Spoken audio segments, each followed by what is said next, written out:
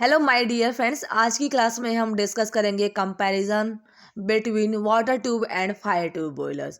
जो water tube boiler and fire tube boiler में basic difference यही है। जो वाटर ट्यूब बॉयलर्स होता है, इसके अंदर ट्यूब्स जो होंगी, ट्यूब्स के अंदर वाटर होगा।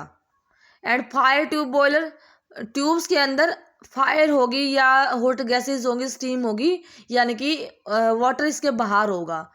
ठीक है। और इसमें हॉट गैसेस जो भी है बाहर होंगी, अपोजिट होते हैं एक दूसरे के। तो देख लेते हैं बेसिक कंपैरिजन इनके बीच में क्या क्या हो सकता है। तो first of all, water circulate inside the tube which are surrounded by hot gases from furnace. And जो फायर ट्यूब बॉयलर होते हैं, hot gases from the furnace passes through the tubes which are surrounded by water. ठीक है। Basic difference यही है। Water, जो water tube boiler के अंदर वाटर ट्यूब्स के इनसाइड सर्कुलेट होगा और जो कि हॉट गैसेस बाहर होंगी।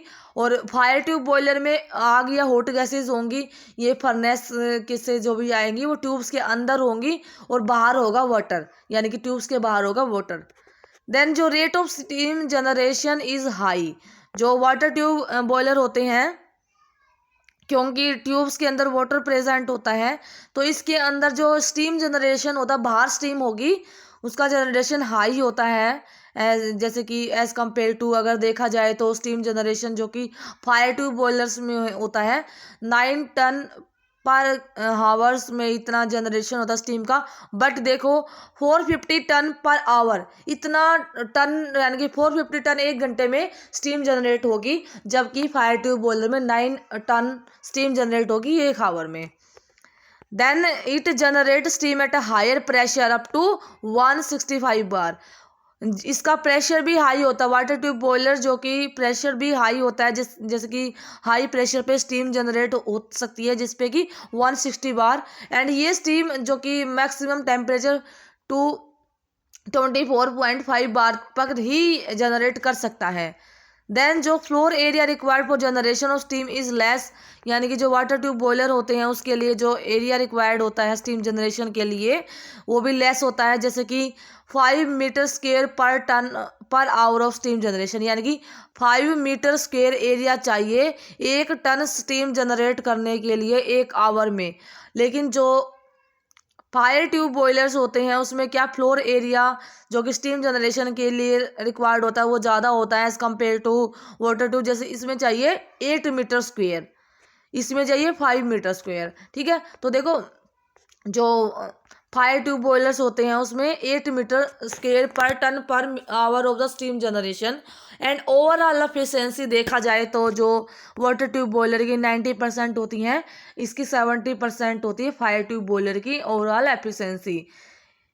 देन जो वाटर ट्यूब बॉयलर प्रेफर किए जाते हैं widely for fluctuating load. Fluctuating load का मतलब ये है कि लोड फ्लक्चुएट हो रहा है, लोड कम ज़्यादा हो रहा है, तो वहाँ पे प्रेफर किए जाते हैं वाटर ट्यूब बॉयलर। और जो ये जो फायर ट्यूब बॉयलर्स हैं, ये reasonable sudden increase in load but for shorter period, यानी कि एकदम से इंक्रीज हो जाए लोड लेकिन कुछ टाइम तक वहाँ पे यूज़ करे जाते हैं। देन जो water tube boiler can be transported and erected easily as it various part can be separated, यानी कि जो वाटर ट्यूब बॉयलर्स होते हैं उसको ट्रांसपोर्ट भी इजीली करा जा सकता है और उसके इजीली पार्ट को भी एक्सट्रैक्ट निकाले जा सकते हैं। इजीली हम निकाल सकते हैं, एक्सट्रैक्ट कर सकते हैं, उनको अलग कर सकते हैं पार्ट्स को। ट्रांसपोर्टेशन एंड इरेक्शन, यानी कि जो भी पार्ट्स हैं फायर ट्यूब बॉयलर्स के, उनको ट्रांसपोर्ट करना, एक जगह से दूसरी जगह लेके जाना, या जो पार्ट्स को इरेक्ट करना, निकालना एक दूसरे से, इस डिफ़िकल्ट हो जाता है फायर ट्यूब बॉयलर्स के अंदर। देन ऑपरेटिंग कॉस्ट जो है हाई होती है वाटर ट्यूब बॉयलर्स की एज कम्पेयर टू ऑपरेटिंग, जो फायर ट्यूब बॉयलर्स होते हैं ऑपरेटिंग कॉस्ट में फायर ट्यूब बॉयलर की लो होती है। देन जो direction of water circulation is well defined in water tube boiler. Water tube boiler, tube के अंदर वाटर है तो वाटर का सर्कुलेशन इज प्री डिटरमाइन होता है, यानी कि एक डेफिनेट डायरेक्शन में होता है।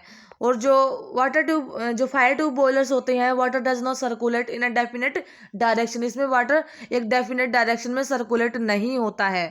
नेक्स्ट जो कि वाटर ट्यूब बॉयलर के लिए है, बरस्टिंग चांसेस आर मोर, इसमें वाटर हो सकता है कि जो ट्यूब्स के अंदर जो वाटर है और हीट जो कि बाहर है, तो हो सकता है कि कई बार इसमें ज़्यादा प्रोड्यूस हो जाए स्टीम, तो हो सकता है बर्स्टिंग चांसेस हो जाए, लेकिन इसमें बर्स्टिंग चांसेस लेस होते हैं फायर ट्यूब बॉयलर में।